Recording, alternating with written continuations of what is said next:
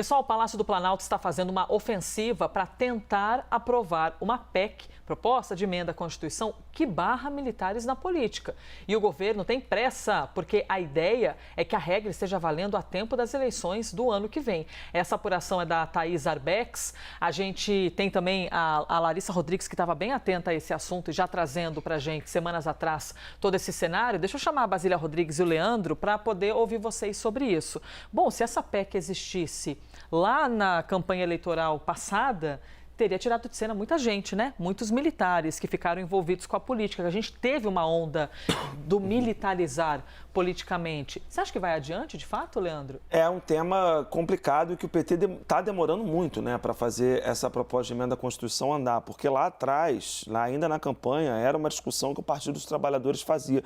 Como é que você coloca as Forças Armadas no lugar delas, né? Que é dentro da caserna. Como é que você limita essa participação política dos militares? O PT tem, dentro das suas correntes internas ali, uma delas que defende essa separação total, né? Entre as Forças Armadas são uma coisa e para entrar na política você tem que sair das Forças Armadas. Não pode você fazer essa porta giratória, né? Que você é militar, você tenta se candidatar, não consegue, volta com todo o pensamento político para dentro da caserna. É isso mais ou menos que pode acontecer hoje em dia. Até a Elisa deu exemplo, né? Se essa PEC estivesse vigorando, talvez a gente não teria alguns generais que conseguiram aí se eleger, cabos, enfim, soldados. Falo do Congresso Nacional, mas falo das assembleias estaduais pelo país. O fato é que o PT perdeu tempo nas suas discussões internas sobre como exatamente fazer para poder limitar essa participação dos militares na política, porque por mais que você tenha correntes dentro do Partido dos Trabalhadores que sempre se insurjam contra essa presença dos militares na vida pública do país, isso tudo é feito de uma maneira também muito medida, né? Muito calculada, sempre no sentido ali de evitar melindrar os militares, sempre com muito receio, sempre pisando em ovos, sempre com muita cautela, diferente do que a gente vê acontecer em outros cenários. O fato é que os militares eles voltaram para a vida pública como nunca antes, depois da redemocratização com o governo Bolsonaro, atingiram postos-chave da República e dificilmente vão querer largar tudo isso. Pois é, estou aqui também ouvindo o Leandro e lendo parte dessa reportagem que foi publicada pela Thaís Arbex, porque essa PEC também estabelece uma vedação, né, Basília, para que eles ocupem cargos de ministro de Estado enquanto estiverem na ativa. Então, a gente vê que a PEC parece ser bem específica em alguns aspectos. O militarismo acaba virando uma grife na hora da pessoa se candidatar, né, a algum cargo eletivo ou ficar ali na esteira de possibilidades para assumir o ministeriado, né, para assumir uma pasta aqui na esplanada. E usa da condição de militar, muitas vezes por ser da ativa, pode até ficar imponente com uma farda, acaba querendo pegar emprestado o prestígio das Forças Armadas, utilizando-se da patente, de toda a construção de uma instituição que não é de governo, mas de Estado, que tem toda a sua importância valorizada pela população.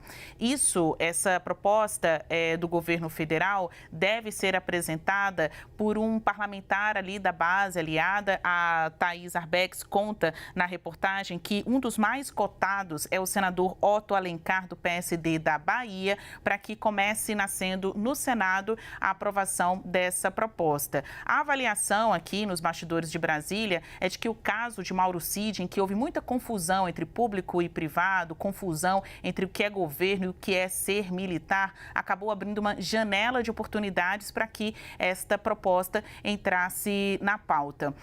Eu tenho conversado ali com integrantes do QG, do Exército, para saber se virá uma punição a Mauro Cid, por exemplo. Ao contrário do tom que era dado no início, quando não tinham tantas provas relevantes, agora integrantes da própria cúpula do Exército, da cúpula do Exército mesmo, admitem que não tem como passar em brancas nuvens este episódio, né? Realmente vai ter que vir uma punição como se o caso Cid virasse um exemplo, uma punição exemplar do que não pode ser repetido na esfera Exército brasileiro, né? Para que não pegue como um vírus mesmo outras pessoas contaminadas pelo aspecto política. Um ponto super importante dessa proposta, e a gente vê que a analista Thais Arbex teve acesso ao texto, ela transcreve alguns trechos dessa proposta, é combater a chamada contaminação política das Forças Armadas. É a busca quase que incansável pela neutralidade política da ala militar. Olha, neutro, só sabão, né? Convenhamos. As pessoas não são neutras, cada um tem as suas convicções, não, né? A gente acorda e dorme pensando nos nossos propósitos, nas nossas bandeiras, no que somos feitos, enfim, somos feitos de carne e osso, as pessoas são normais.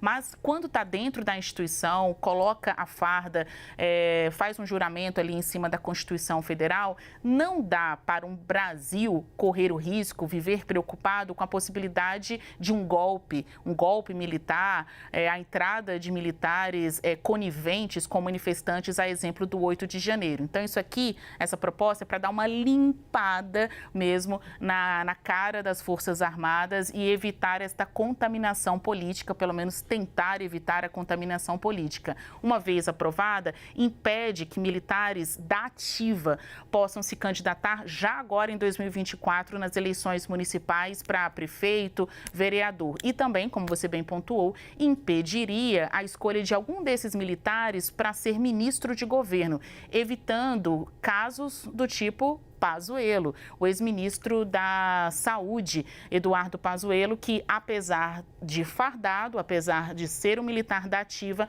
assumiu uma posição política. Aí fica muito difícil mesmo você diferenciar, né, o que é militar do que é ser governo. E apesar de não ser médico e apesar de não ser da área da saúde.